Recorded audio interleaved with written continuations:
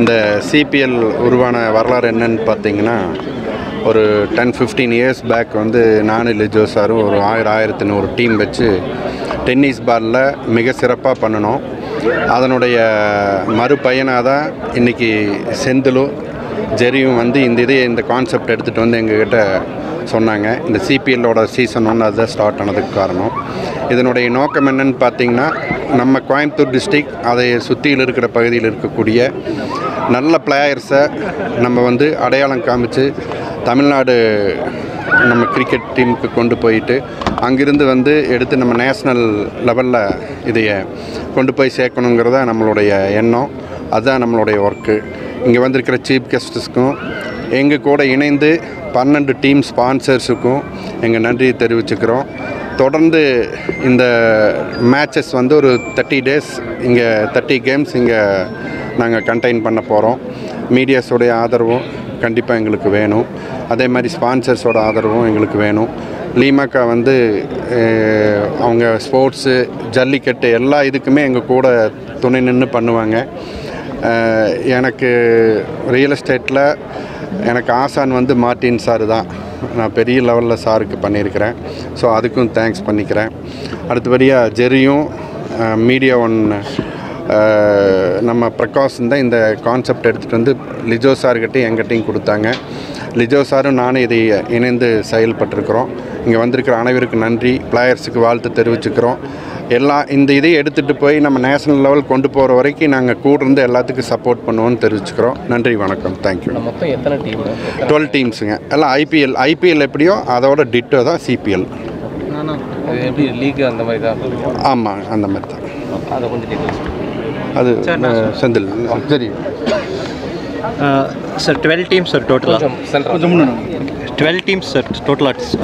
இதை வந்து 2 பூலாக பிரிச்சிருக்கோம். ஸோ ஒரு டீமும் வந்து 6 டீம்ஸாக டிவைட் ஆகி ஒரு பூல்லையும் 5 மேட்சஸ் விளாட்றாங்க. அதுலேருந்து டாப் 2 டீம்ஸ் வந்து செமிஃபைனல்ஸ் போகிறாங்க அண்ட் ஃபைனல்ஸ் போகிறாங்க. ஸோ இதில் வந்து ஃபாரின் பிளேயர்ஸ் மாதிரி, ஐபிஎல்லில் ஃபாரின் பிளேயர்ஸ் மாதிரி லீக் பிளேயர்ஸ் வந்து 2 பிளேயர்ஸ் வந்து விளாட்றாங்க. ஸோ அவங்க வந்து இந்த டீம்லேருந்து இந்த நான் லீக் பிளேயர்ஸை வந்து கைட் பண்ணி அவங்க நெக்ஸ்ட் ஸ்டேஜுக்கு இந்த பிளேயர்ஸை கூட்டிகிட்டு போகணுங்கிறது தான் அதோட மெயின் மோட்டோவாக இருந்துச்சு. ஸோ அதான். ஓகே, எப்போ ஃபைனல்? எப்போ ஃபைனல்ஸ் வந்து June 2 அப்புறமேல்ட்டு ஷெட்யூல் வந்து பண்ணுவோம். ஸோ அது வரைக்கும் லீக் ஸ்டேஜஸ் மேட்சஸ் தான் நடந்துருக்கு. எல்லா மேட்சுமே இங்கே தான் நடக்குது? எல்லா மேட்சஸுமே இங்கே தான் நடக்க போகுது.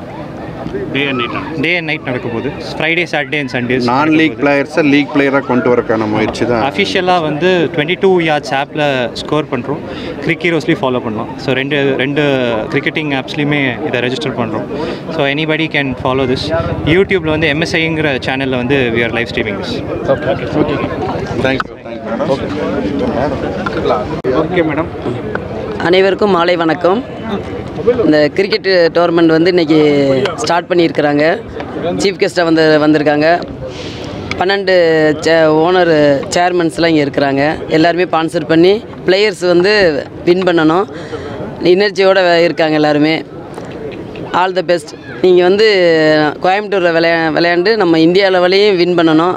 அதுக்கப்புறம் நீங்கள் வேர்ல்டு லெவலில் போகணுன்னு வாழ்த்துகிறேன். நன்றி, வணக்கம். இந்த சூழ்நிலையில் அக்கா கிட்ட ஒரு சின்ன அப்ளிகேஷன், சீக்கிரம் ஒரு ஸ்டேடியம் கட்ட சொல்லியிருக்கிறோம். சரின்னு சொல்லியிருக்கிறாங்க. அதுக்கு முயற்சி பண்ணி உங்களை எல்லாத்தையும் கூப்பிட்றேன். என்னுடைய சன்னே கணவர்கிட்ட கேட்டுட்டு முயற்சி பண்ணுறேன். நன்றி நன்றி. நான் Niranjana Nagarajan, Indian cricket player. இங்கே சிபிஎல் கோவை பிரீமியர் லீக் இங்கே இன்னைக்கு தொடங்க போகுது, ஃபர்ஸ்ட் எடிஷன். அண்ட் ரொம்ப பெரிய லெவலில் இதை செஞ்சுருக்காங்க. அண்ட் மொத்தம் 12 டீம்ஸ் பார்ட்டிசிபேட் பண்ணுறாங்க. அண்ட் எல்லாருமே ரொம்ப எந்தூசியாஸ்டிக்காகவும் ஈகராகவும் இருக்காங்க. இந்த மாதிரி டோர்னமெண்ட்டு இங்கே எவ்வளோக்கு நடத்துகிறாங்களோ அவ்வளோக்கு எவ்வளோ நம்ம இந்தியன் கிரிக்கெட்டுக்கு அது ஹெல்ப்ஃபுல். ஏன்னா இங்கேருந்து ஒரு டேலண்ட் வெளியே வரலாம், 4-5 பேர் டிஎன்பிஎல் ஆடலாம், அங்கேருந்து பெர்ஃபார்ம் பண்ணி ஐபிஎல் இந்தியான்னு பெரிய லெவலில் போயிட்டே இருக்கலாம். கிரிக்கெட் எங்கே நடக்கிறத பார்த்தாலுமே எனக்கு சந்தோஷம். என்னோட லைஃப் ஹஸ் பீன் கிரிக்கெட்டுக்கு என்ன சொல்கிறேன், I am always thankful to the game. So எங்கே கிரிக்கெட் பார்த்தாலும் எனக்கு அது ஒரு plenty of happiness and plenty of emotions behind it. So அந்த விதத்தில் இங்கே இந்த மாதிரி நல்ல setup, ground is very very good. விக்கெட்டை நல்லா ப்ரிப்பேர் பண்ணியிருக்காங்க. அண்ட் இந்த ஒரு ஹீட்லேயும் எல்லாரும் ஒரு 40-41 டிகிரிஸ் ஹீட் இருக்குது, அதையும் மீறி ஆர்கனைஸ் பண்ணி பிளேயர்ஸ்லாம் வந்து விளையாடுறதுன்றது அந்த கேமுக்கு பிளேயர்ஸ் எவ்வளோ ஒரு லவ் அண்ட் அஃபெக்ஷன் வச்சுருக்காங்கன்றதுக்கான எடுத்துக்காட்டாக இருக்குது. இந்த மாதிரி மேலே நிறைய டோர்னமெண்ட்ஸ் கோயம்புத்தூர் கண்டக்ட் பண்ணோம். நிறைய கிரிக்கெட் க்ரோத் இருக்குதுன்னு நான் கேள்விப்பட்டிருக்கேன். இங்கே லீக் மேட்சஸ்லாம் நடக்குது. So I wish all the players who are participating in this tournament all the very best.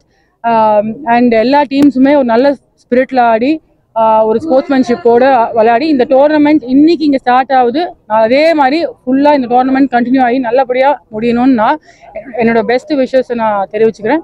All the very best to all the players. Cricket பொறுத்த வரைக்கும் மென்னுக்கு இருக்கக்கூடிய அந்த ஒரு என்கரேஜ்மெண்ட் விமன் கிரிக்கெட் இல்லை அப்படின்ற மாதிரி இல்லை, கண்டிப்பாக அந்த ஸ்டேட்மெண்ட் அட் த மொமெண்ட் தவறு. ஏன்னா கான்ட்ராக்ட்ஸ் நீங்கள் பார்த்தீங்கன்னா மென் அண்ட் விமனுக்கு ஈக்குவல் பே தான் கொடுக்குறாங்க. அதுதான் கன்சர்னாக இருந்தது. பட் இப்போது ஒரு மென் A+ கான்ட்ராக்டும் விமன் A+ கான்ட்ராக்டும் ஒரே அமௌண்ட் தான். மேபி ஒரு 10-15 இயர்ஸ் பேக் இந்த ஸ்டேட்மெண்ட் கொஞ்சம் ட்ரூவாக இருந்திருக்கலாம். பட் இப்போ வந்து இந்தியாவில் விமன் கிரிக்கெட்டு ஒரு ரெவல்யூஷனே பார்க்குது. அவ்வளோ ஒரு க்ரோத் இருக்குது, அவ்வளோ ஒரு பாப்புலாரிட்டி, நேம், ஃபேம் எல்லாமே அதிகமாக இருக்குது. ஸோ டெஃபினட்டாக இன்னும் இங்கேருந்து விமன் கிரிக்கெட் க்ரோ தான் ஆகுமே தவிர ஸ்டாக்னண்ட்டாக இருக்காது. கண்டிப்பாக தமிழ்நாடு பிளேயர்ஸ்க்கு எந்த அளவுக்கு இந்திய கிரிக்கெட் அணியில் முக்கியத்துவம் கண்டிப்பாக தராங்க. இப்போ தயாளன் ஹேமலதா அப்படின்றவங்க கரண்ட் டீமில் விளையாடிருக்காங்க. நான் விளையாடும் போது என் கூட இன்னொரு பிளேயரும் விளையாடிருக்காங்க சேர்ந்து. என்னன்னா ஜோன் லெவல் வரைக்கும் போக முடியுது. அங்கேருந்து அவுட் அண்ட் அவுட் நம்ம ஹார்ட் ஒர்க் பண்ணி பெர்ஃபார்ம் பண்ணாதான். இப்போ எஸ் அனுஷான்னு ஒரு பிளேயர் நல்லா வந்துட்டு இருக்காங்க. கீர்த்தனா மும்பை இந்தியன்ஸ் விளையாடிருக்காங்க. ஸோ தமிழ்நாடு கிரிக்கெட் TNCAவும் நல்லா சப்போர்ட் பண்ணுறாங்க உமன் கிரிக்கெட்டை. ஸோ இங்கேருந்து போகிறது ஒரு பிளேயரோட ஹார்ட் ஒர்க்கை பொறுத்து தான் அவங்க அடுத்த லெவல் போகிறதுன்னு. TNCA ரொம்ப நல்லா ஹெல்ப் பண்ணுறாங்க. பிளேயர்ஸ்க்கு இம்பார்ட்டன்ஸ் இருக்குது. ஸோ கண்டிப்பாக இன்னும் ஃபியூச்சரில் தமிழ்நாட்டிலேருந்து ஒரு 3-4 கேர்ள்ஸ் கண்டிப்பாக வருவாங்க மேலே.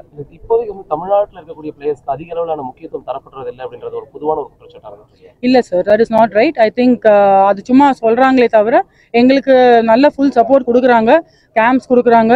மேட்சஸ் முன்னாடி ப்ரீ சீசனில் ப்ராக்டிஸ் மேட்சஸ் கொடுக்குறாங்க. எல்லா பிளேயர்ஸ்க்கு எல்லா ஃபெசிலிட்டியுமே பண்ணி கொடுக்குறாங்க. So as players we don't see any drawbacks in the support. World cup ஸ்குவாட்ல நடராஜன் பிளேஸ் கிடைக்கல. எப்படி பாக்குறீங்க? நிறைய பேர் அதை கான்ட்ரவர்சியலா பேசுறாங்க. கான்ட்ரவர்சி அப்படின்னு சொல்லி பேசிட்டு தான் இருப்பாங்க. பட் டெஃபினட்டாக அவர் டிசர்விங் தான். பட் 15 பிளேயர் தான் எடுக்க முடியும். இப்போ அகர்கரே சொல்லியிருக்காரு சுப்மன் கில் அண்ட் ரிங்கு எந்த தப்பும் பண்ணலை. But it's very அன்ஃபார்ச்சுனேட்னு.